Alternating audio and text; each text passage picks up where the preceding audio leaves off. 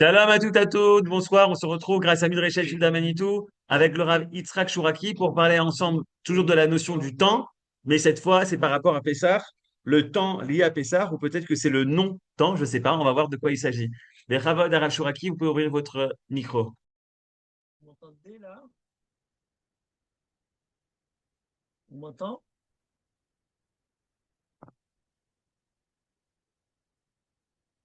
Vous m'entendez? Vous entendez bien le Rav Chouraki? Je vous entends, mais moi, vous m'entendez? Oui, c'est bon? Très bien. Alors, en effet, nous allons parler du temps de Pessah et nous allons commencer d'abord par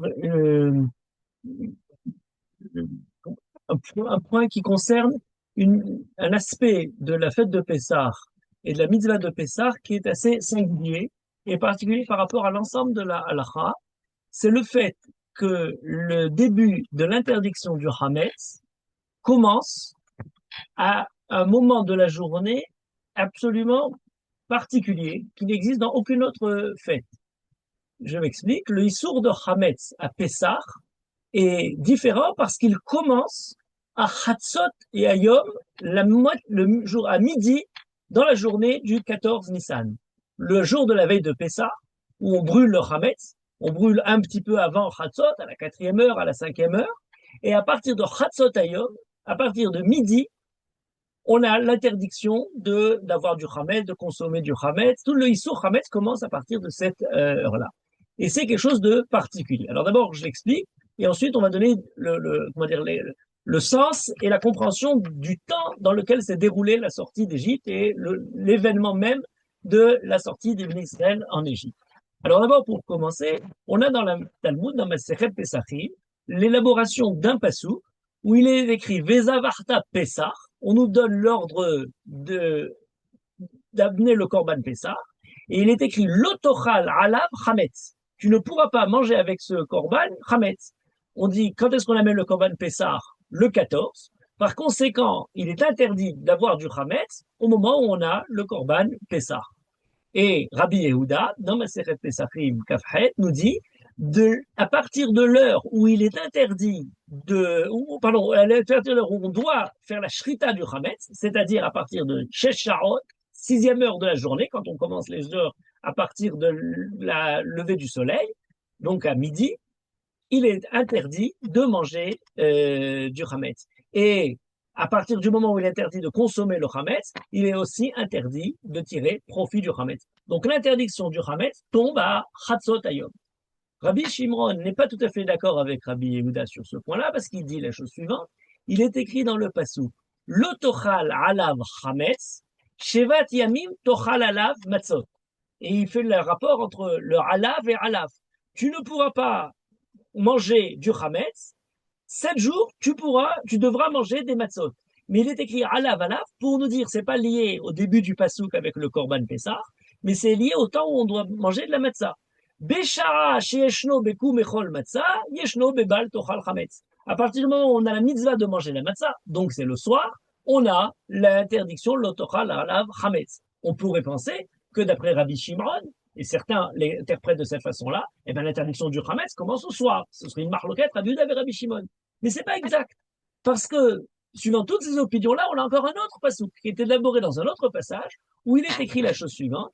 Ach, bayom arishon, tashbitu seor mibatechem. Le premier jour, vous détruirez tout le vin de votre maison. On devra donc brûler le Hametz. Mais pourquoi il est écrit Ach, bayom arishon?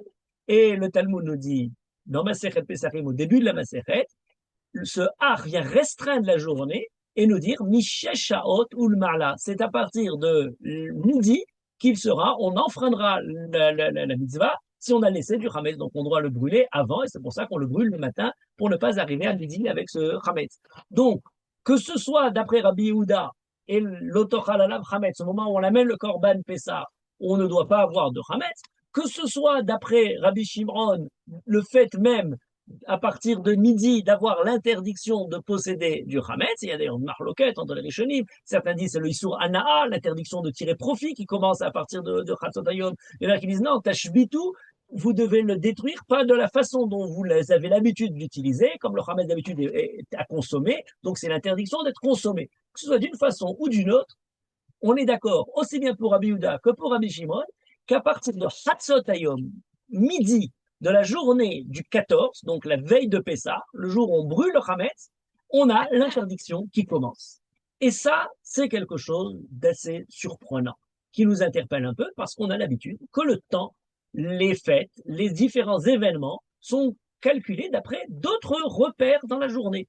Bien entendu, le plus naturel, c'est le soir, le moment où, comme Shabbat rentre, mais Erev ad Erev, que ce soit les fêtes, que ce soit Yom Kippour, on commence au coucher du soleil, la journée, on a beaucoup de quoi expliquer autour de ce sens-là. Le temps de la fête commence avec le coucher du soleil. Et d'ailleurs, la fête de Pessah commence effectivement au coucher du soleil. Alors, on a le Hametz à partir de Hatzot Hayom. On a certains interdits qui commencent à partir du matin, avec le lever du soleil. Par exemple, lorsqu'on fait les différents tsomot faciles qui ont été institués par les Chachamim, ils ont institué du lever du soleil. Depuis Alot HaShachar jusqu'au coucher du soleil, on a l'interdiction de manger. On a certaines lois de la Torah, par exemple, la mitzvah de notar, lorsqu'on amène un korban au Beth Amikdash, on a le devoir de ne pas le laisser dépasser le matin, et ce qui est resté après le matin de ce korban, qui n'a pas été brûlé pendant la nuit, on enfreint une interdiction qui est notar. Notar, c'est au moment du lever du soleil. Donc on a le coucher, on a le lever du soleil, on a parfois, pour certaines mitzvahs, chatzot alaya, pour la raison suivante, parce que, et c'est la première Mishnah de Masechet Berachot, où on nous dit, il y a certaines choses dont le temps réel serait jusqu'au matin, mais pour ne pas en arriver à enfreindre ce matin, eh bien, les Chachamim ont été kovéa ad hatzotayom. Entre parenthèses, c'est le cas du Korban Pessah, qui Meir a dit, on peut le manger toute la nuit, et suivant une opinion, on doit arrêter de le manger à hatzotayom pour ne pas en arriver à le manger au-delà de hatzotayom. Kedé le'archik et Adam mina avera. Donc, on a le coucher du soleil, la Shkiat Hama. Si vous voulez, on pourrait dire pour la fin du Shabbat, c'est à Kochavim, la sortie des étoiles, c'est le même moment, c'est le moment comment dire, au moment de la nuit arrive. On a le lever du soleil, qui lui aussi a deux moments, Alot HaShachar, Zrihat Netzach Hama. Et on a éventuellement Chatzot Alayla, où on aurait une sorte de précaution pour ne pas en arriver au matin. Et là, tout d'un coup, pour le Korban Pessah, on a quelque chose de nouveau. L'interdiction de Hametz commence à midi de la journée qui précède Pessah. Et c'est une mitzvah unique pour laquelle on a une interdiction qui commence au milieu de la journée, en plein milieu, au midi de la journée. Et ça demande à être expliqué que signifie ce temps particulier du Korban Pessah au moment de la journée à midi.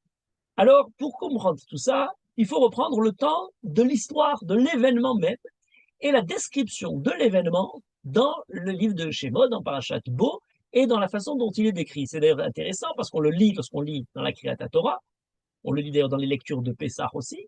Le soir du Seder, on ne lit pas ça dans la Haggadah. Dans la Haggadah de Pessah, on ne lit pas la description de l'événement. Le soir du Pessah, on lit le récit de l'événement qui est évoqué dans le livre de Devarim. À Rabbi Ovedavi, on reprend toute l'histoire. Lorsqu'on est arrivé en Eretz Israël, on amène les fruits, les bikurim au Beth Amikdash, et à ce moment-là, il y a une longue tirade qui raconte toute l'histoire juive. Et c'est à ce propos-là qu'est écrite la Haggadah. La Haggadah est le commentaire du récit de Sefer Devarim, qui est un récit qui raconte l'histoire de la sortie d'Égypte, mais qui n'est pas la description au moment de l'événement. Le moment de l'événement, a priori, c'est dans la paracha de Bo Béchalar, lorsque les Israël sortent d'Égypte. Et si on lit de manière scrupuleuse la description de l'événement, il y a de quoi nous surprendre. Et je vous le fais rapidement. Il faudrait lire tout le Pérek Yudbet de la paracha de Bo. Mais si rapidement, vous allez voir, il y a quelque chose de très, très intéressant et qui nous interroge. Alors, on nous décrit la mitzvah, avant même de sortir d'Égypte, d'amener le Korban Pessah. On a, dans le Passouk, c'est-à-dire ce qu'on lit le matin de Pessah, Mishrou, prenez maintenant l'agneau par famille pour faire le Korban Pessah. Et on nous décrit déjà avant la sortie d'Égypte, vous allez un jour arriver en Israël, vous allez appliquer cette loi-là. Et après avoir donné l'injonction de la mitzvah du Korban Pessah, on a la description de ce qui se produit. Vayelechu, vayarasu, Béné Israël, kasher tziva Hashem et Moshe. Les Béné Israël sont partis accomplir ce que Moshe leur a ordonné, ce qu'Akash leur a ordonné par l'intermédiaire de Moshe. Et on lit ensuite, parce que Kaftet, Vahi bachatzi halayla, Vadonai hika kol bechor, Beret Mitzrayim, etc. Au milieu de la nuit, bachatzi halayla, Akash a frappé les aînés, les premiers-nés de l'Égypte. On a Paro qui rappelle Moshe, et on a le début de la sortie d'Égypte. Vaïssa Haram et Betsekot et le peuple juif sort, il porte sa patte qui n'a pas encore eu le temps de gonfler, de devenir du Hametz.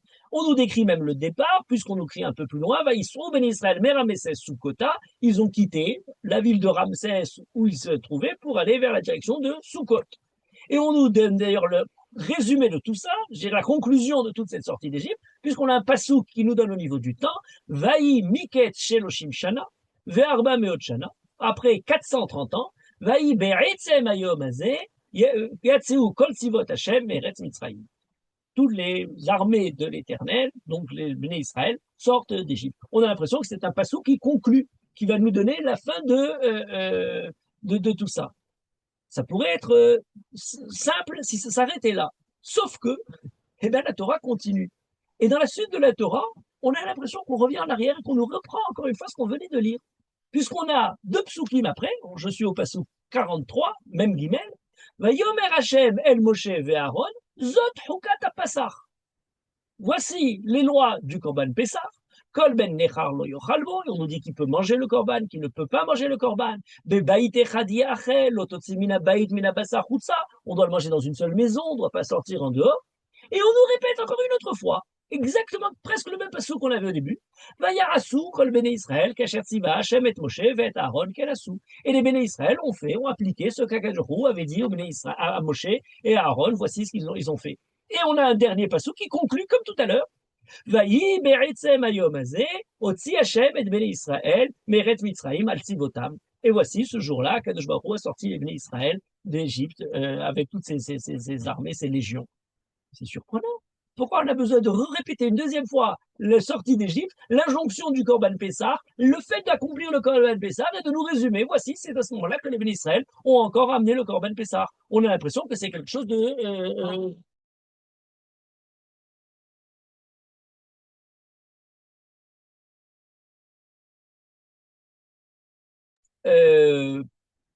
pour comprendre ça, il faut reprendre quelque chose d'essentiel.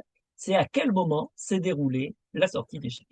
Et ça, c'est quelque chose de très important parce qu'il semblerait avoir des versets qui s'opposent ou une contradiction dans les versets, dans la description. On est donc le 14 Nissan où on met le Korban Pessah. On est dans la nuit du 15 Nissan. Et puis là, au milieu de cette nuit-là, voilà, Chatzot Alayla, Ad Boker, on doit manger le Korban Pessah dans la nuit, ne pas sortir de la maison jusqu'au matin, et à quel moment on est sorti réellement de l'Égypte. Et là, on a des psukim différents, et je reprends toujours ce Perek Yudbet, qu'il faudrait le lire avec très, minutieusement, chaque pasouk l'un après l'autre, parce qu'on a au début du pasouk, pourquoi on doit manger le Korban Pessah, lorsqu'on a l'injonction qui précède, on dit, voilà, vous ferez quand vous arriverez ce Korban Pessah, qui be'etzem hayom hazeh hotzeti et tzivotechem me'eretz Mitzrayim. Be'etzem hayom hazeh, c'est ce jour-là même, et les Chachamim ont l'habitude de nous dire, lorsqu'il est écrit be'etzem hayom hazeh, c'est pour nous dire c'est au moment où le soleil se lève, c'est au moment où le jour est éclatant, que les béné Israël sont sortis d'Égypte. Et donc, d'après cette lecture-là, les béné Israël sont sortis d'Égypte en plein jour et pas en pleine nuit. C'est d'ailleurs permis d'avoir un Midrash qui nous explique et dit oui, Akash Baruch Hu ne fait pas sortir les béné Israël comme des voleurs qui partent en pleine nuit parce qu'ils ont peur d'être découverts. Il le fait au grand jour.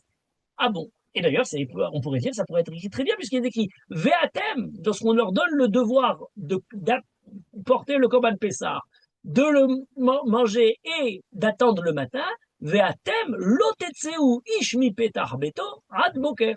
Vous ne sortirez pas de votre maison avant le matin. Donc on est toute cette nuit, la fameuse nuit de l'Égypte, le moment où se déroule la sortie d'Égypte, mais dans l'attente, et on est là, comment dire, à Chatzot Alayla, Kadosh Baruch Hu tue les premiers-nés, mais le peuple juif attend le matin pour sortir d'Égypte. Sauf que, Eh bien, c'est pas exactement de cette façon-là que c'est écrit par la suite. Par la suite, on a la description justement de ce qui se produit à minuit. Vayakom paro laïla, Bachatzia laïla, Akadjouachou Ika kol bechor, tue les premiers-nés. Parao se lève, Vaïkra les Moshe ou Aharon laïla, il appelle Moshe et Aaron en pleine nuit, et il leur dit, Kumut seu, sortez. Et on nous précise dans le passage, Vatechezak Mitzraim ala'am, les maher les shalecha minaretz, l'Égypte a poussé le peuple juif à partir vite d'Égypte, et suite à cette rapidité avec laquelle le peuple juif sort d'Égypte, ils ont mangé Ugot Matzot Kilo Hametz qui goreshu mimitzraim velo yachelu litmamea. Ils ont mangé donc des pains qui n'ont pas eu le temps de gonfler, lo Hametz, parce qu'ils avaient été chassés. Et lo yachelu litmamea, ils n'ont pas pu attendre. Ben oui, si jamais ils devaient attendre a priori jusqu'au matin, mais là le pain étant sorti en pleine nuit, au milieu de la nuit, le pain n'a pas eu le temps de monter. On apprend de ces psukim-là qu'ils ne sont pas sortis le matin, ils sont sortis en plein milieu de la nuit. Ils sont sortis avant le matin. Et c'est d'ailleurs écrit de manière claire lorsque la Torah résume ça dans le livre de Devarim, où on nous précise la mitzvah suivante, Shamor et Chodesh à Aviv, garder les lois du mois de Aviv, de la sortie d'Égypte, Ki bechodesh Aviv, au printemps, Otzi Hashem Elohecha mi-Mitzraïm, Otziacha Hashem Elohecha mi-Mitzraïm laïla. Akadjrou t'a sorti d'Égypte, laïla, en pleine nuit.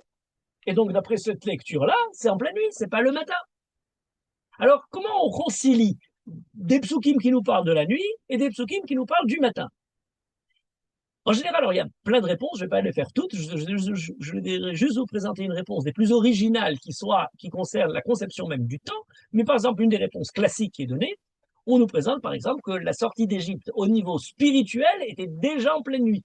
En faisant la shrita du Korban Pessah, en ayant mis le sang sur les fenêtres, le peuple juif était déjà prêt à sortir. Physiquement, concrètement, ils ont attendu le matin.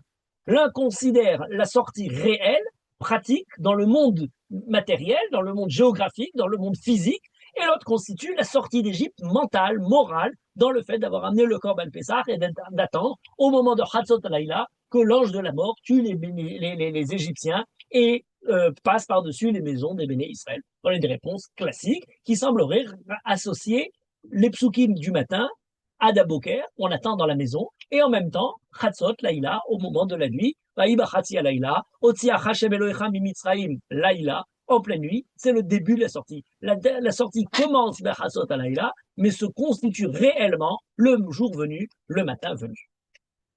On pourrait proposer les différentes explications, et elles sont nombreuses. Je voudrais juste évoquer celle du Ora Haïm, Rabbi Haïm Ben Attar, parce qu'elle est totalement révolutionnaire. Elle change pour nous toute la conception du temps. C'est un ridouche incroyable, et il me parut intéressant de vous le faire partager. Le Ora Haïm précise à quel moment ça s'est produit, cette idée de Vaïba Hatzia Laïla. Il est écrit Vayakom Paro Laïla. Paro s'est levé, Laïla en pleine nuit. Ce qui fait dire à l'Ora Haïm, eh bien, la nuit dont on parle, c'est cette même nuit, mais elle était obscure pour Paro, puisque c'est Paro qui se levait en pleine nuit. On a un texte qui est notamment évoqué par le Sefer Hazohar, mais qui prend son origine dans un pasouk de Tehillim, Laïla Kayom Yair. La nuit devient claire et éclairée comme la journée. Et on nous dit Kayoma det Kufa det Tammuz, comme le jour en plein été où il y a le soleil qui est flagrant. Et on nous dit, lorsqu'il est écrit Vaya comme parole, Laïla, le Sefer Hazohar nous dit, eh bien que à minuit, au moment où Paro se lève, Bachatzi à Laïla, c'était Chatzi à Laïla pour Paro, mais pour les Béné Israël, Aya Or Bemoshe Fotab, c'était le jour venu, c'était le petit matin. Comme s'il est possible d'avoir pour Paro Chatzot à Laïla et pour les Béné Israël le matin venu. C'est quelque chose d'absolu qui renverse totalement notre conception du temps.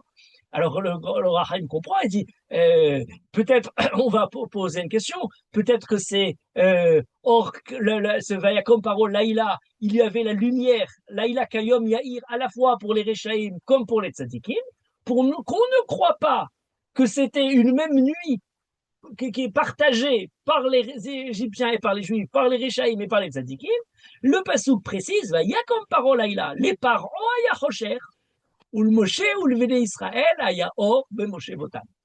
Pour Paro, c'était la nuit, mais pas pour Moshe et pour les Israël. C'était le matin qui était déjà venu à minuit dans la nuit, une courte nuit. Et le Rachaim développe ça une deuxième fois, un peu plus loin, lorsqu'il est écrit Veigalta lebincha bayomahu les morts. Alors, Veigalta lebincha bayomahu les morts, première remarque du Rachaim, très intéressante, c'est de dire le mot Veigalta lebincha, les Hagid velomar. Ce sont deux mots portent un sens particulier, et en particulier le mot vehagid, c'est lorsqu'on parle de quelque chose qui est caché, la shon kasha guidine. C'est une parole qui est forte, qui est violente, qui interpelle, qui remet en question. Alors que les morts, amira meshubachat. Il dit pourquoi il est écrit vegadeta lebincha bayomahu les morts? Parce qu'on a un principe selon lequel on doit commencer la Haggadah de Pessah, le récit de la sortie d'Égypte, Mathilim Begnut ou Mesaimim Bishvar. On commence par le Gnut, par quelque chose de négatif, et on finit par quelque chose de positif. C'est quoi ce Gnut? C'est quelque chose de négatif. Alors certains disent c'est le fait qu'on était esclave et qu'on a été sorti, libéré. D'autres disent mais non, Gnut c'est parce que même Terach, Avi Avram, Avi Nahor, Mitechila Ovde Avodazara Avotenu, on est parti de très bas, comment dire, des ancêtres idolâtres, et de ces ancêtres-là, Abraham est sorti, et la Emouna, et le Ham Israël, et la Torah. Donc on a commencé Bignout, et on est Messahem, Beshvar. Que ce soit comment dire, le côté négatif de la Avodazara qui se transforme dans la Emouna, soit le côté négatif de l'esclavage qui se transforme dans la liberté, il est traduit d'après le Rachaim dans Veigalta lebincha, Bayomahu les morts. Veigalta, ça commence par quelque chose de difficile, par quelque chose qui n'est pas attrayant, la avodazara, l'esclavage, et qui termine les morts par quelque chose amirot meshubachot.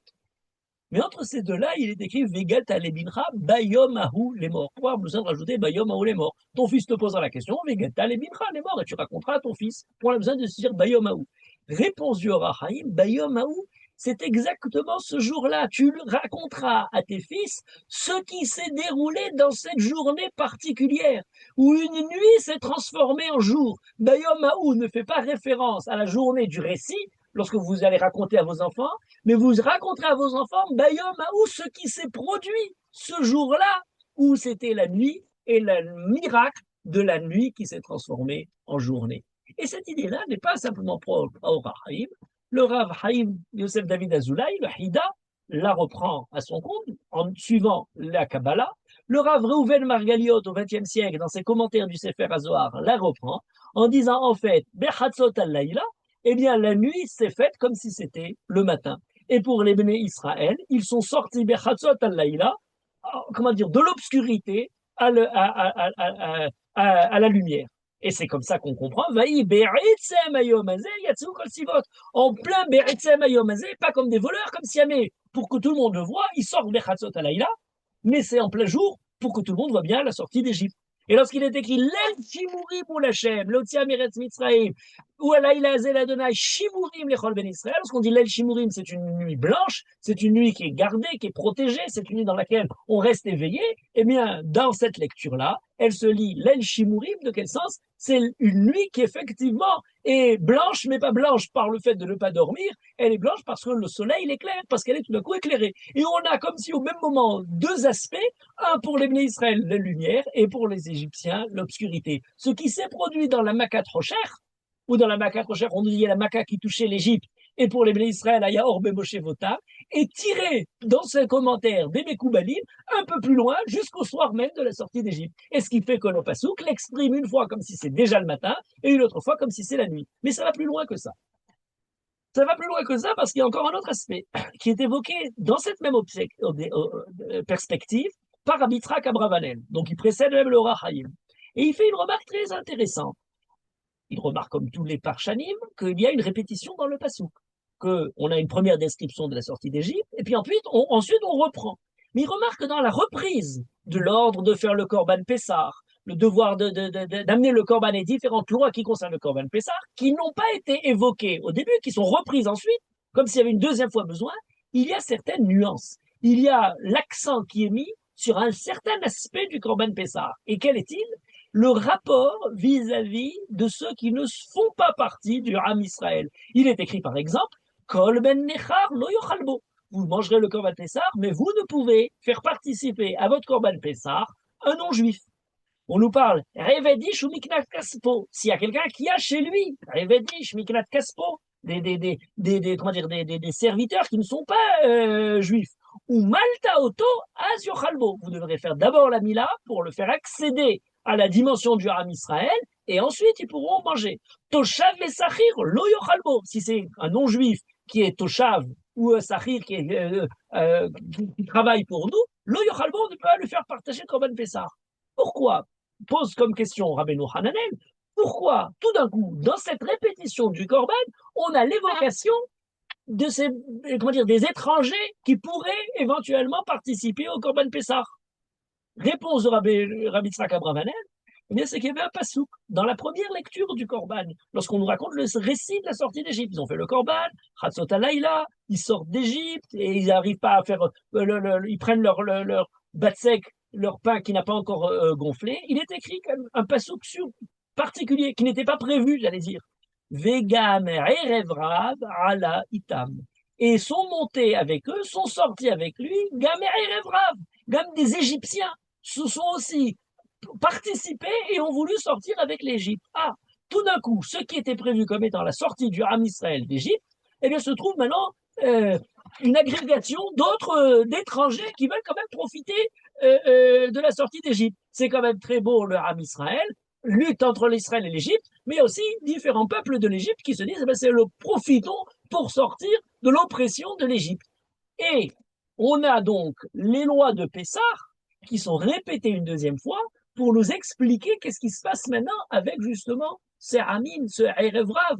Il y a une nouvelle paracha qui répète en fait le Korban Pessah dans une perspective pas simplement interne au Ham Israël, mais que faire au moment justement de la jonction, où il y a le Ham Israël, mais il y a aussi d'autres. Eh bien, l'explication est très simple. Au moment de la sortie d'Égypte, il s'avère qu'il y a aussi des non-juifs qui sortent, mais qui pour eux, c'est le jour ou c'est la nuit? Ah ben c'est la nuit. On a dit que pour le Ham Israël, c'était le matin, en plein milieu de la nuit, mais pour Paro et les Égyptiens, c'est en milieu, c'est encore la nuit. Eh bien donc, pour ces gens-là, ils sont encore au milieu de la nuit. Si jamais le jour se lève à Chatzot Halayla, ah ben, on ne peut plus manger le Korban Pessah, c'est le matin. C'est le matin, on a une nuit très courte, au lieu qu'elle fasse 12 heures, elle a fait 6 heures simplement, et bien tout d'un coup, le matin s'est levé, on arrête de manger le Korban Pessah. Oui, mais pour ceux qui sont arrivés, ceux qui se sont greffés, qui sont encore en pleine nuit pour eux, ce sera au véritable matin, le jour, eh bien, pour ces gens-là, c'est encore en pleine nuit. Ils peuvent encore manger le Korban Pessah. Il faut rajouter, qu'est-ce qu'on fait? Qui pourra manger? Comment? La Mila, etc. pour manger. Il y a au même moment deux temps différents qui se conjuguent, qui se rapprochent. Le temps des Béné Israël, qui est déjà arrivé au matin, le temps des Égyptiens, qui est encore à minuit. Et c'est comme ça qu'on peut comprendre une grosse marloquette de halakha, sous la forme du drouche, entre Rabbi Elazar ben Azaria et Rabbi Akiva. Puisque Rabbi Elazar ben Azaria nous dit Ad Hatzot, on doit manger le Korban Pessah Ad Hatzot, comme justement la sortie d'Égypte pour les nés Israël, et Rabbi Akiva dit Ad Alot HaShachar, comme le jour véritable qui s'est produit en Égypte, qui n'arrivait que le matin. Ces deux temps de la marloquette en question sont liés à ces deux temps du Ham Israël et de la répétition de la mitzvah. Mais s'il y avait le Korban Pessah se mange à Hatzot, mais c'est très intéressant, la nuit finit le matin et commence au coucher du soleil. On a les 12 heures du coucher du soleil jusqu'au matin. Mais si maintenant la nuit finit à Chatzot à Laïla, eh bien alors quand est-ce qu'elle aurait commencé? Quand est-ce que correspondent les 12 heures de la nuit? Eh bien les 12 heures de la nuit correspondent aux 12 heures à midi. En fait, de midi jusqu'à minuit, on a les 12 heures de la nuit qui auraient commencé en fait à Shkiat HaChama jusqu'à Lot HaShachar ou Des HaChama. On a ces deux éléments-là qui sont, comment dire, qui se présentent de cette manière-là. Donc on a en fait le début du sujet qui commence à la Shkia comme toutes les fêtes, eh bien, exceptionnellement pour la sortie d'Égypte, puisque l'événement est extraordinaire, où au milieu de la nuit, le matin est déjà arrivé, eh bien, au milieu de la journée, le soir est déjà tombé. Oh, alors, on ne dit pas que le soir est tombé à midi, mais on dit qu'on commence donc l'interdiction du Hametz déjà le soir. Et ce qui explique cette bizarrerie de la mitzvah du Hametz qui commence déjà à Chatzot. Puisqu'à Chatzot, on amène le Korban Pessah, à partir de ce moment-là, on n'a plus le droit de pouvoir avoir du Hametz. Mais cette idée est tellement importante, au-delà simplement de j'allais dire, de l'anecdote historique, au-delà simplement des déroulements de la sortie d'Égypte, elle évoque quelque chose d'essentiel. On nous dit par exemple, Yemé Chayecha, dans la Haggadah, on a Yemei chayecha yamim, kol yemei chayecha alelot. Et après, on nous dit Yemei chayecha olam hazeh, kol yemei chayecha lavi limot hamashiach. On a la structure de la sortie d'Égypte et on retrouve cette structure-là aussi dans les mots hamashiach. Or, on a des psukim qui le disent, c'est-à-dire presque clairement, presque de manière franche. On a dans la description de la sortie d'Égypte, on nous dit Kimet tsetecha meretz Mitzrayim erenu niflaot. Akadosh Baruch Hu nous montrera des miracles comme à la sortie d'Égypte. Et on nous décrit un exemple de ces miracles-là dans le livre de Yesharia, la fin du livre. Kumi ori kiva orer uchvod Adonai alayir zarach. Voilà, lève-toi et vois la lumière, Akadosh Baruch Hu alayir zarach. Entendez dans zarach la zricha, le moment justement. Et qu'est-ce qu'on nous décrit dans le pasuk? Et c'est intéressant, quand on a ce contexte dont je vais me parler maintenant, on lit différemment cette haftara qu'on connaît dans les Shavot de Nechamot. On nous dit la chose suivante. Ki hine achosher yechase eretz va'arafel le'umim va'alayich yizrach Hashem uchvodo alayich yirat. Ki hine achosher yechase eretz. L'obscurité recouvre la terre. Va'arafel le'umim. Et les brumes vis-à-vis des nations. Va'alayich, mais pour toi, Yizra Hashem, pour toi, la lumière d'Akadosh Baruch Hu va éclairer. Uchvodo alayich yirae, il va être vu. Uchvodo alayich yirae. On a cette même dualité de l'obscurité pour les uns et de la lumière pour les autres qui est évoquée à propos de la Géoula Atida, de la Géoula finale. Et le livre de Zecharia reprend cette idée-là de la même manière. Ve'aya yom echadu yivada l'Hashem lo yom velo laila. Ve'aya le'et erev yiyero. On a une journée qui ne sera ni jour ni nuit, pas simplement l'un ou simplement l'autre. Les rêves, au moment où on est rêve dans la nuit, le moment de l'obscurité, or se transformera en lumière. La nuit transformée en lumière est au niveau temporel le symbole même de la Géoula. Et cette idée-là a été dite d'ailleurs de manière très intéressante par un des plus anciens païtanim de du Piyut.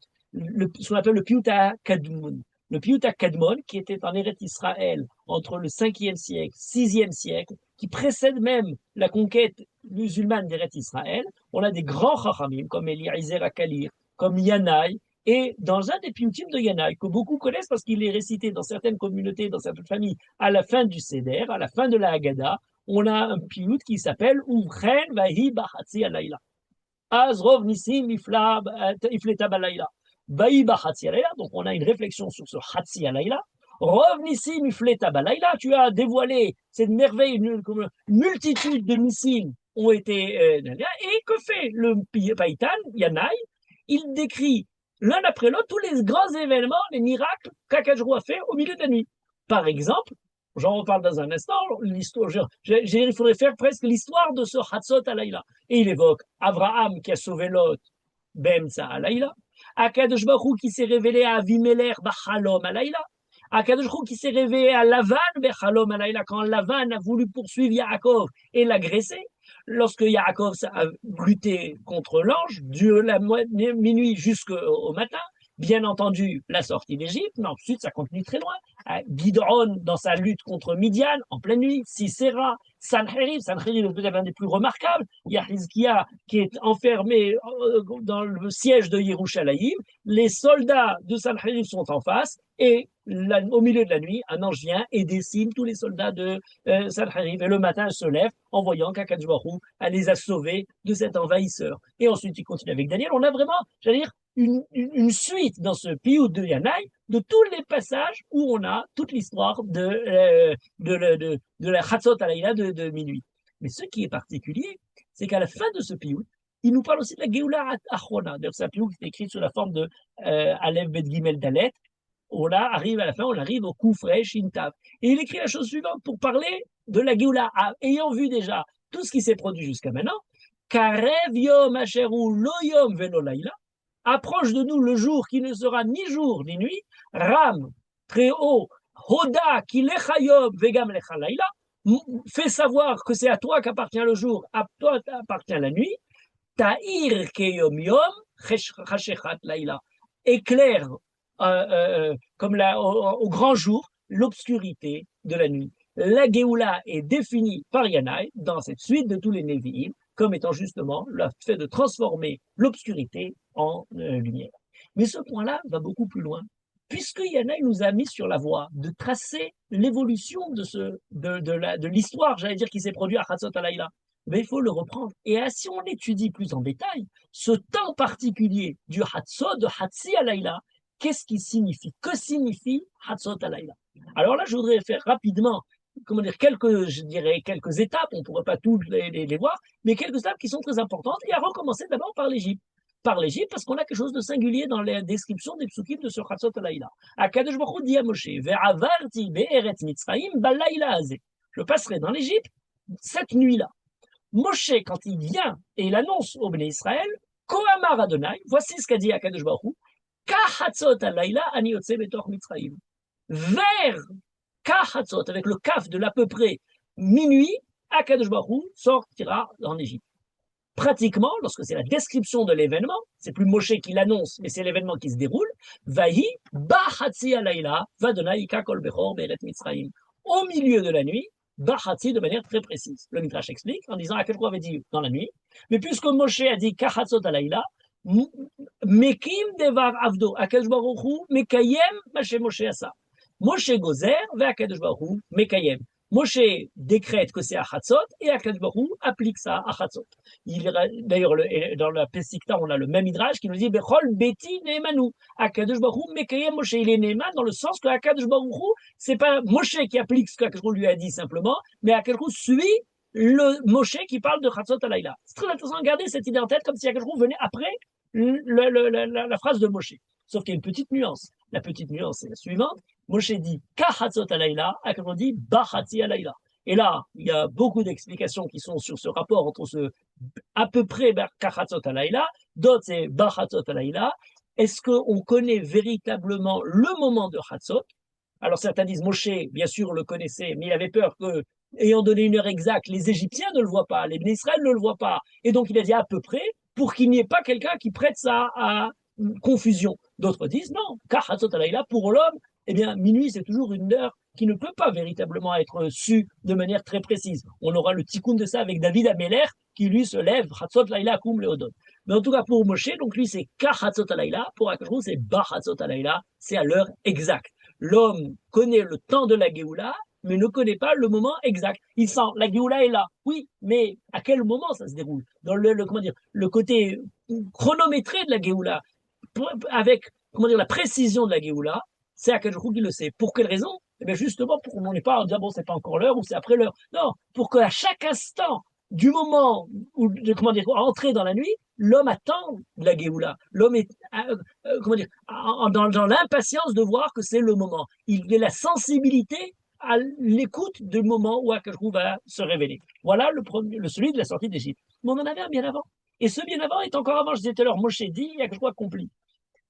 Dans le Midrash, on a à propos de Abraham, celui que Yanaï avait évoqué en premier, le passouk suivant que la Torah donne. Vayechalek alehem laïla huva avada vayakem. Abraham poursuit les rois qui ont pris Lot pour aller ramener son neveu, et il écrit le suivant. Le passouk écrit Vayechalek alehem laïla. Il a partagé la nuit, lui et ses serviteurs et ses soldats, Vayakem pour frapper les ennemis et pour sauver Lot. Et sur ce passouk-là, Vayechalek alem lala, le fait de passer, de trancher la nuit en deux, le Midrash nous dit la chose suivante. Avihem paralimi bachatzi alayla. Akadosh dit leur père, Abraham, a agi avec moi à Kadosh Baruch Hu au milieu de la nuit. Afani efralimahem bachatzi alayla. Moi aussi, je ferai ça au milieu de la nuit.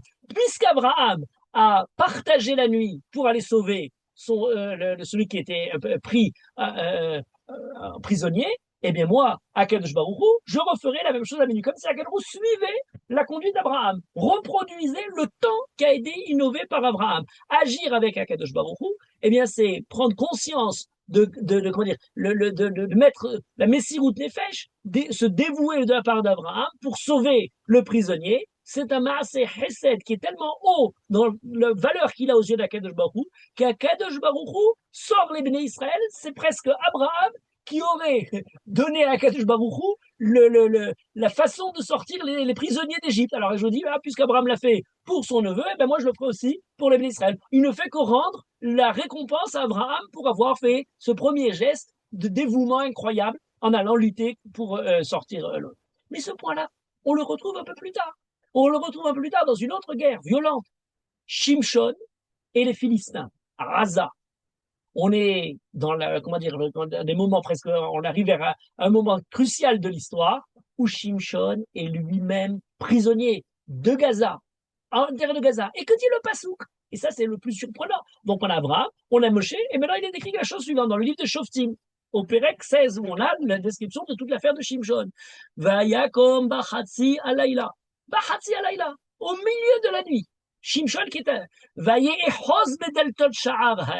il est soulevé les portes qui fermaient la ville de Haza, ou bishté à Mezuzot, avec les linteaux eux-mêmes, et les a complètement déracinés, avec les gonds, avec tout ce qui fermait la ville, pour pouvoir s'échapper de Gaza. Voilà, Hatsi Alayla, encore une fois, la libération de celui qui est prisonnier chez les ennemis. Et c'est pas pour rien que même dans l'époque moderne, lorsque les soldats d'Israël sont partis pour libérer les otages qui étaient retenus à Entebbe, la chanson qui est restée dans les mémoires, Vaï Bachatzi Alayla, Hem Kamou, voici au milieu de la nuit, ils sont partis pour aller sauver à des milliers de kilomètres les Juifs qui étaient prisonniers. Voilà le sens de Hatzi Alayla. Mais qu'est-ce que ça signifie?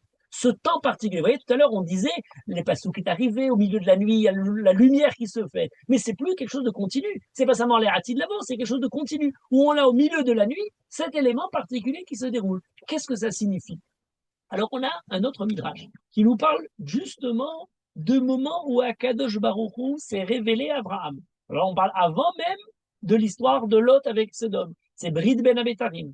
Et on nous dit la chose suivante. Quand Akadosh Baruch Hu prédit à Abraham qu'ils vont être 430 ans en Égypte, depuis Brid Ben Abetarim.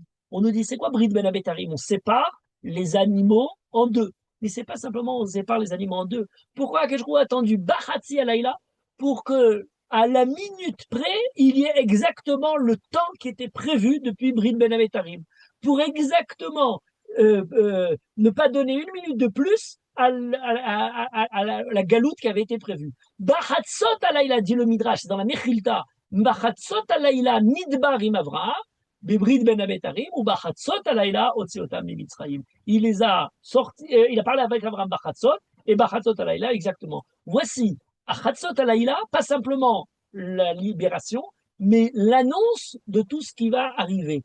Comme si au moment de Chatzot Alayla, il y a à la fois le projet et à la fois la réalisation. Et ça nous donne déjà un élément de réflexion. Pour quelle raison? Pour la raison suivante. C'est que, pourquoi est-ce que la nuit est partagée en deux? Parce qu'il y a dans la nuit deux aspects fondamentaux.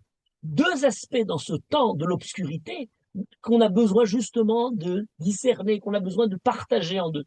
D'une part, eh bien, l'obscurité, c'est ce qui nous a servi, ce qui nous étouffe, c'est le temps du prisonnier. C'est le temps dans lequel l'obscurité semble comme étant une enveloppe qui est fait justement écran sur l'homme, qui arrête l'homme, qui ne peut plus agir.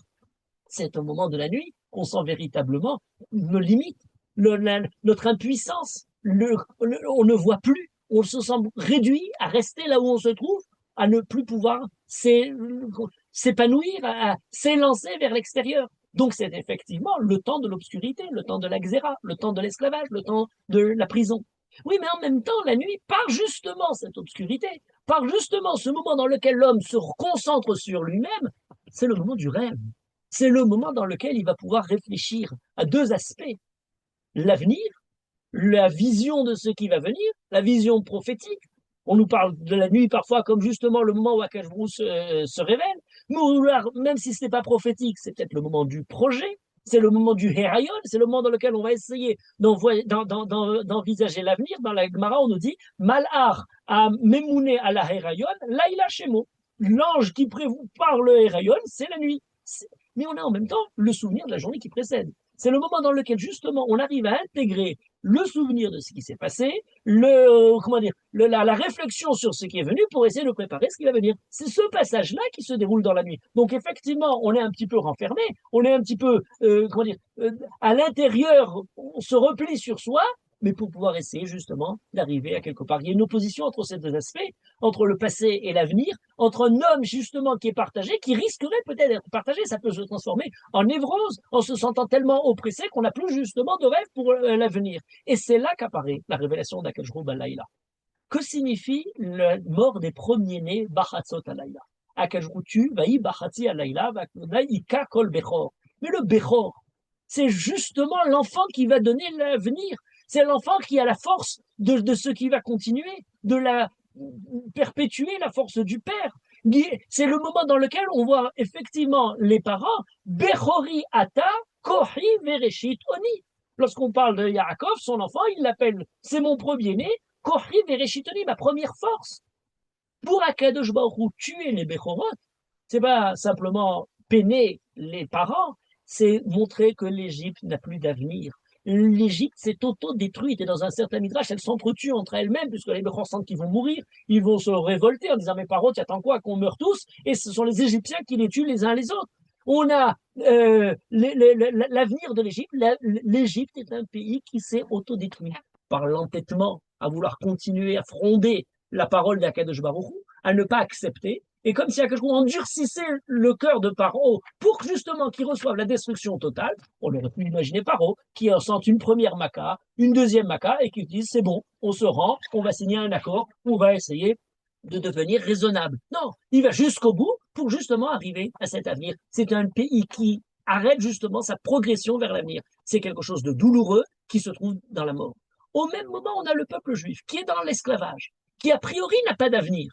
C'est l'inverse du Béchor, qui a priori n'a pas d'avenir, est rivé à sa situation d'esclave. Des années de nuit, des années d'obscurité, de la longue nuit de l'esclavage.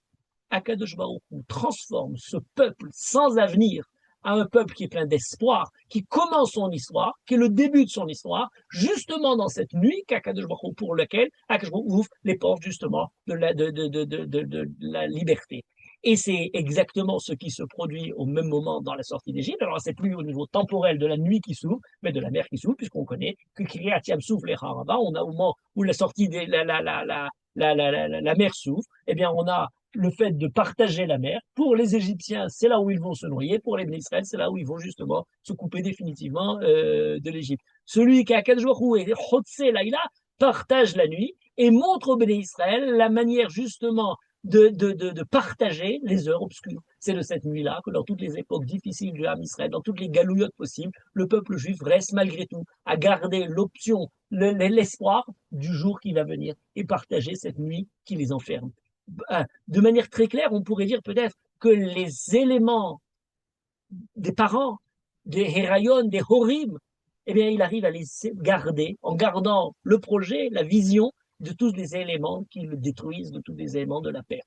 Et c'est pour cette raison-là qu'on a dans la Haggadah, à un tel nombre de reprises, la notion de Hatzi, la notion justement de partager, pour partager d'un côté ce qui va être, j'allais dire, le début de la nuit, ou la nuit qui continue, et d'autre part, la nuit qui s'ouvre. Yachatz, on ouvre la matzah, et au moment où on coupe la matzah, alors on nous dit, Madar Koshel Ani Beproussa, le pauvre a toujours un demi-morceau de pain, je vais peut-être reparler de ça dans un instant, mais en tout cas, on nous parle justement du fait d'être fragile, de se sentir partagé, de ne pas se sentir complet. Mais cette fragilité de l'existence juive, même au moment où nous sortons vers notre liberté, et justement pour cette raison-là, c'est parce qu'on a la conscience de cette fragilité qu'Akadosh Baruch Hu fait le miracle, et on a l'habitude de comparer le moment où on casse la matzah en deux à le souvenir de la mer qui s'est ouverte en deux, et la matzah qui s'ouvre comme la mer qui s'ouvre en deux. Akadosh Baruch Hu ouvre la mer en deux pour ceux qui se perçoivent comme étant justement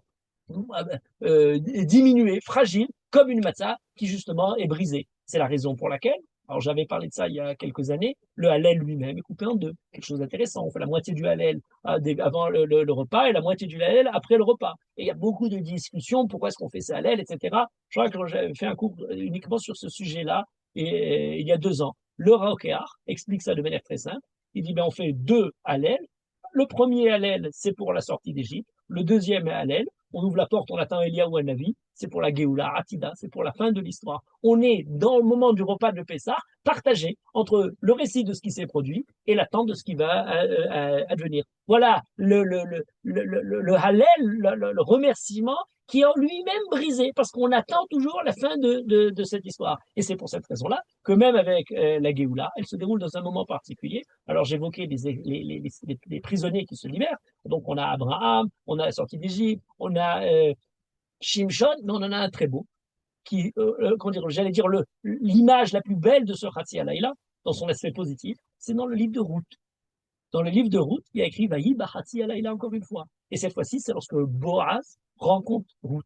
Le moment dans lequel il y a une étincelle qui aurait pu aller, comment dire, à sa perte, qui aurait pu être perdue, qui tout d'un coup arrive à se rattacher au Ham Israël, à, comment dire, non seulement rencontrer Boaz, mais à travers lui engendrer le David Améler et donc le Mashiach.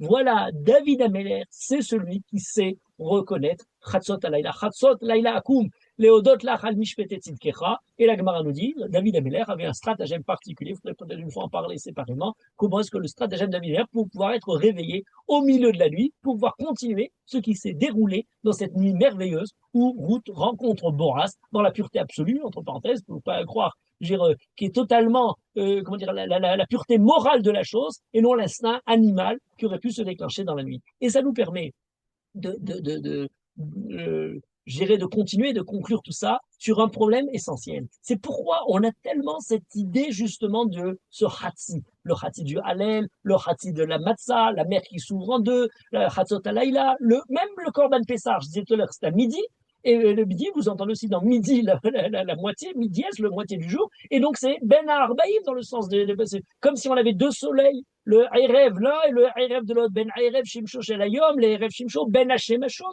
on a encore Ben Hashemashot, c'est quelque chose de très intéressant. On a même dans les notions halachiques, la notion, ce qu'on appelle de Hatzi Shiur. Hatzi Shiur, Asur Minatora. C'est quoi cette idée de Hatzi Shiur? Quelle est la valeur de quelque chose qui n'est pas complet, de quelque chose qui n'est qu'à moitié? Voilà quelque chose qui est très important. D'autant plus qu'on a d'un côté l'idée de Hatzi Shiur, Asur Minatora, une demi-mesure est aussi interdite par la Torah, mais on a pour les Chachamim l'idée, l'onatnu Chachamim divrem les Shiurim. Les Chachamim n'ont pas donné à leurs Shiurim justement des demi-mesures. Il y a une sorte d'aspiration à l'absolu, au parfait, au complet, et pas à quelque chose de moitié. Et on a d'ailleurs des mitzvot, on nous dit mitzvot chez elle shiur. Oui, il y a beaucoup à réfléchir autour de cette notion de partager quelque chose. Il y a quelque chose qui est en chatzi shiur. Il y a l'idée l'onatnu divrem les shiurim. Il y a les mitzvot chez elle et devarim chez elle shiur. À PA, par exemple, même un petit peu, on a déjà accompli la mitzvah, donc on est moins que le chatzi shiur. Qu'est-ce qui se cache derrière cette idée de Hatzi, de Hatzot? Je dirais l'éloge de ce qui est l'anticontinuité, l'imperfection, ce qui n'est pas justement plein et accompli. Voilà, c'est cette séparation d'un nu qui dévoile à l'intérieur d'elle-même qu'il y a une continuité beaucoup plus profonde que simplement celle qui apparaît dans le monde. Il y a, au moment de l'Égypte, une révélation unique dans l'histoire, où tout d'un coup, il y a un Hallel, le remerciement à la Kadosh Baruch Hu, qui arrive de manière spontanée, pas simplement pour l'événement précédent, mais pour l'événement qui va venir. Et cette idée, eh ben, c'est tout simplement l'identité du peuple juif. L'identité du peuple juif, c'est une identité qui est à la fois tournée vers son passé, qui porte en elle de manière très très précieuse toute l'histoire du peuple juif, qui commence à Abraham, qui commence avec toute l'aventure qu'on raconte dans les Mitehila, on est, quand la marbelle et sa père, on essaie de revenir très en arrière pour l'histoire, mais qui se tourne vis-à-vis de l'avenir, qui n'est pas du tout retourné simplement vers le passé, qui tourne vers l'avenir. Et ça, c'est très important. Qu'est-ce que c'est que le Hallel? Behilo Nero Aleroshi, la racine même du mot Hallel, c'est la lumière.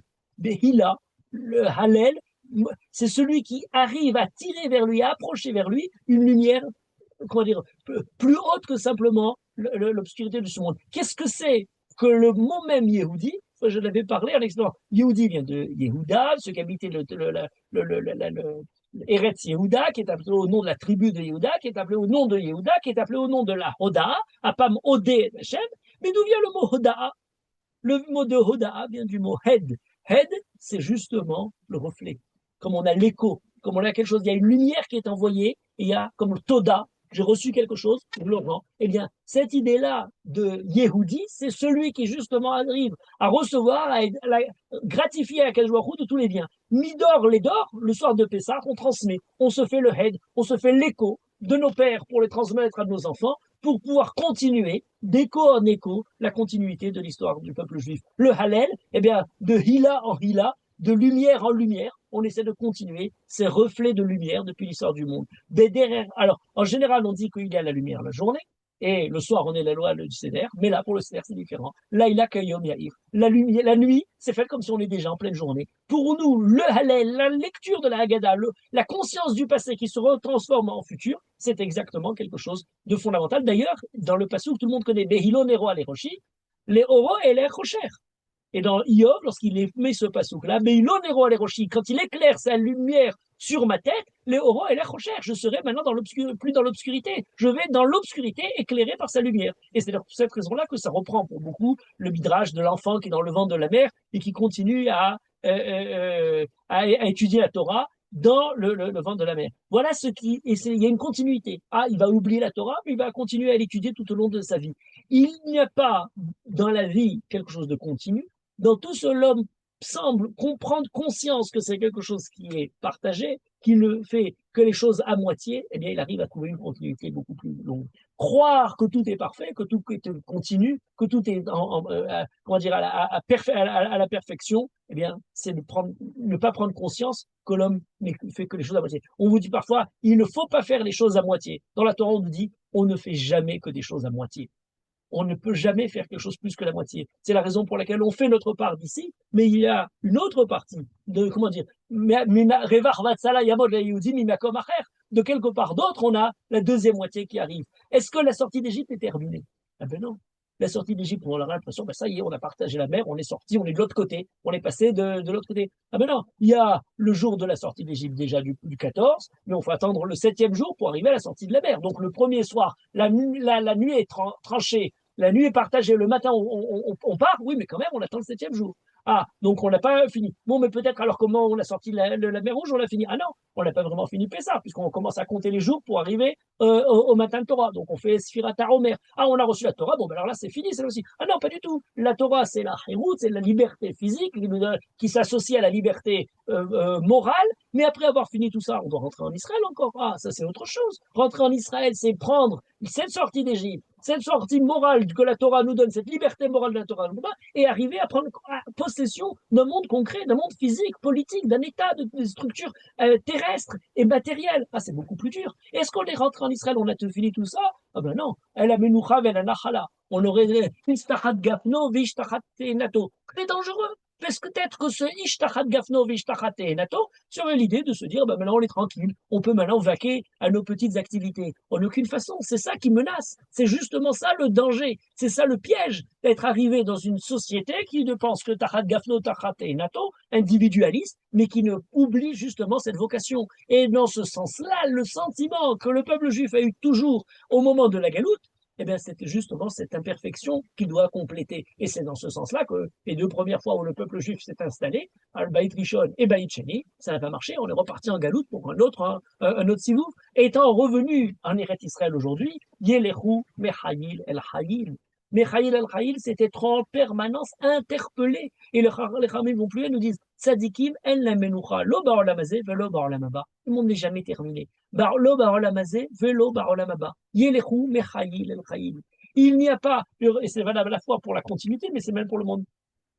Hatsi, il y a quelque chose de très intéressant. Il y a écrit En Adam yotse mina olam vehatsi ta'avato beyado. Ça, c'est très intéressant. Hatsi ta'avato beyado. Il ne peut pas sortir du monde. Il a même la moitié de ce qu'il avait espéré ta'avato beyado. Le monde n'est que la moitié physique, concrète, spirituelle, à toutes les dimensions. Il y en a qui voient la moitié du verre vide, il y en a qui voient la moitié du verre plein. Les deux sont d'accord pour que le verre est à moitié. La moitié, c'est ça qui est important. Après, on peut être optimiste ou pessimiste, mais l'idée, c'est justement que l'essentiel, c'est que le verre n'est pas rempli. Voilà. Après, on peut le voir de différentes façons. Pardon. La vie est faite de ce même niveau. On est à la bar mitzvah. On arrive à un certain moment, on se dit, bah alors c'est bien, ça y est, on arrive, c'est pas du tout, c'est le début. L'essentiel est encore devant soi. Les gens arrivent à un moment, ils se marient. Ah, c'est formidable, cette fois-ci, ils ont trouvé leur âme sœur avec laquelle ils vont vivre. Mais non, la recherche de l'âme sœur n'est que le début de l'histoire. Kadosh Baruch Hu n'a pas fait l'homme, comment dire, seul, il a besoin d'âme, l'Otov et Adam Levado, mais ensuite, après, il y a encore beaucoup de choses à faire. Même au niveau médical, cette idée est vérifiée. Il y avait quelqu'un, un médecin, qui s'occupait de gens qui avaient en phase terminale de cancer les plus graves, professeur Sigal, qui a écrit un livre sur la médecine et les miracles, et qui racontait l'histoire de gens qui, justement, ont réussi à continuer comment dire, à lutter pour vivre parce qu'ils avaient encore quelque chose à accomplir et qui n'avait pas été fini. Par exemple, je me souviens de cette histoire de quelqu'un qui était un jardinier et qui disait, ah, mais je ne peux pas, on lui avait dit, c'est quelque chose de défini. Il dit, je ne peux pas, je suis obligé d'attendre le printemps parce que mes fleurs et mon jardin ont besoin de moi. Et ils ont attendu, effectivement, la maladie a attendu pour qu'il arrive à compléter ce qu'il avait. Cette conscience, justement, que la vie, on n'en est qu'au milieu. Il lui reste encore quelque chose. Elle est formidable parce qu'elle peut rendre les gens fous. On a les fameux paradoxes de Zénon, où la flèche n'arrive jamais au bout parce qu'elle doit toujours parcourir la moitié du chemin qui lui reste à faire. Et donc là, on rentre dans des paradoxes qui essaient de remettre en question le côté, je dirais, l'intuition normale. Presque, elle pourrait nous amener à l'immobilisme. C'était la théorie justement de Zénon. Le monde, il y a plus, le mouvement est remis en question puisqu'il faut toujours parcourir la moitié. Hein. Cette idée-là, on est à chaque fois qu'à la moitié du chemin. Alors que faire puisqu'on n'y arrivera jamais? Le pays d'Israël est un pays qui sera toujours trop loin. Certains disent, ah, le Mashiach, c'est le Olam Abba est toujours à venir. Chez Yavo, il sera toujours dans un avenir. Ça, c'est le côté défaitiste de la chose. C'est pas du tout l'identité du peuple juif. L'identité du peuple juif a une autre manière de concevoir ce côté incomplet du monde et de la vie. Eh bien, il est très différent. Le Rav Soloveitchik l'a évoqué en parlant encore une fois de quelque chose qui est double. Il dit il y a deux identités. Il y a l'identité, ce qu'il appelait le Brit Goral et Brit Yahoud. Brit Goral, c'est l'histoire juive. C'est les persécutions. C'est pas nous qui l'avons fixé. C'est Amalek. C'est ceux qui nous attaquent. C'est ceux qui nous veulent du mal. Et on essaie de se défendre au bien qu'on peut. Brit Yahoud, c'est autre chose. Brit Yahoud, c'est pas simplement le destin du peuple juif. C'est pas simplement une fatalité qui incombe. C'est pas simplement les malheurs, la Shoah et les persécutions. La Brit Yahoud, c'est qu'on a quelque chose qui nous attire vers l'avenir, quelque chose à remplir, quelque chose à compléter. C'est pas de voir simplement la moitié comment dire, passer, c'est de voir l'aventure qui nous appelle pour l'avenir. Et c'est dans ce sens-là qu'on a une partie du Hallel avant le repas, une partie du Hallel qui après le repas. Israël est appelé Mamlechet Kohanim. Pourquoi l'appeler Mamlechet Kohanim? Un peuple de Kohanim. En français, Kohanim, ça se dit pontife.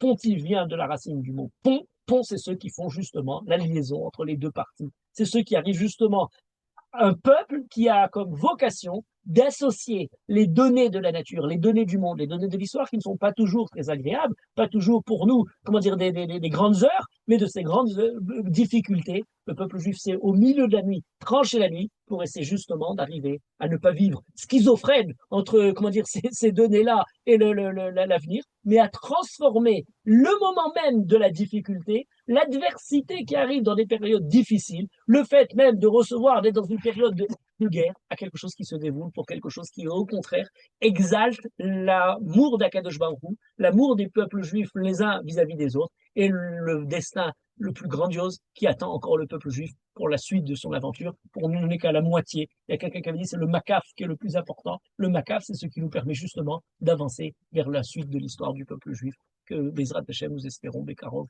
de manière très, très, très, comment dire, victorieuse.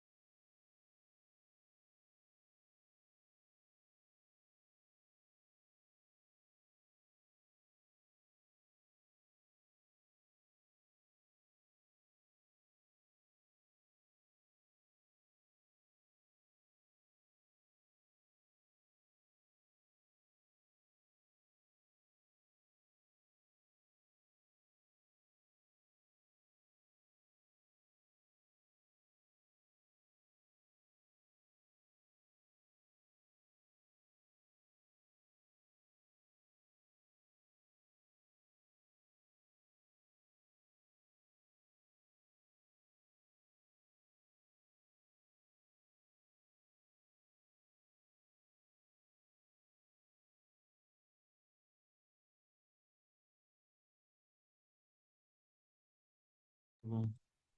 Voilà, voilà, une seconde. Désolé. Vous pouvez maintenant ouvrir les micros.